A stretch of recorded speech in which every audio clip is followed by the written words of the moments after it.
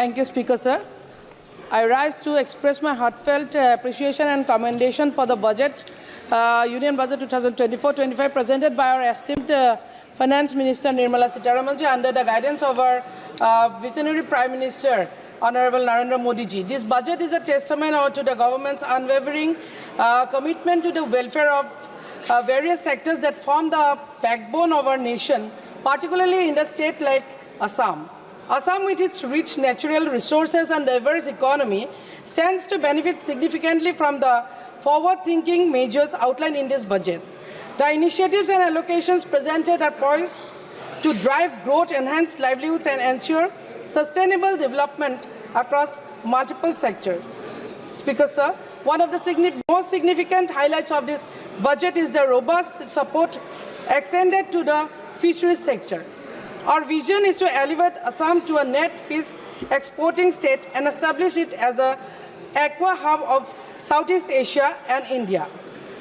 In recent years, we have witnessed a remarkable increase in fish production from 3.73 lakh metric tons in 2019-20 to 4.7 lakhs metric tons in 2020-24. This growth is a clear reflection of the dedication and hard work of our fish farmers and the supportive policies of our government. Furthermore, fish seeds production has also seen significant growth, reaching 20,843 million in 2023-24 from 9,519 million in 2019-20.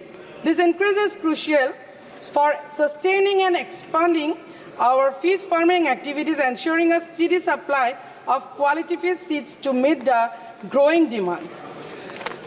The Pradhan Mantri Matsya Sampada Yojana, with a significant allocation for the fisheries sector at the national level, is expected to channel substantial resources towards Assam's fisheries development.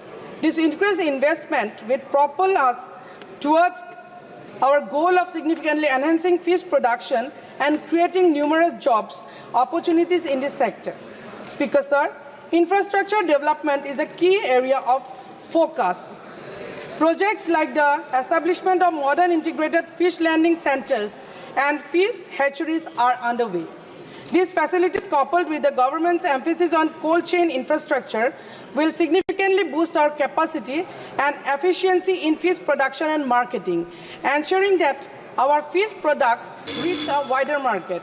We are aware of the challenges such as the shortage of quality fish seeds and fish and the need for the better hatchery management. Kindly conclude.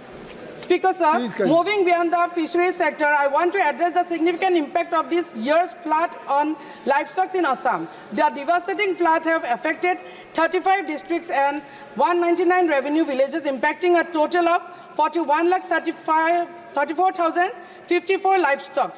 This includes 11,18,038 small animals. कृपया समाप्त करें. Sir, this is my maiden speech, sir. 12,89,597 ducks and poultry. Tragically, we have lost 2,521 animals, including 885 large animals, 736 small animals, and 900 ducks and poultry, which is a considerable blow to our rural economy. In response to these challenges, Kalita ji, there are so many new members and maiden speech. Sir, one minute, sir. Because of time constraint, I think so we can't provide. Sir, 1 minute, sir. In the the response to these challenges, our government has taken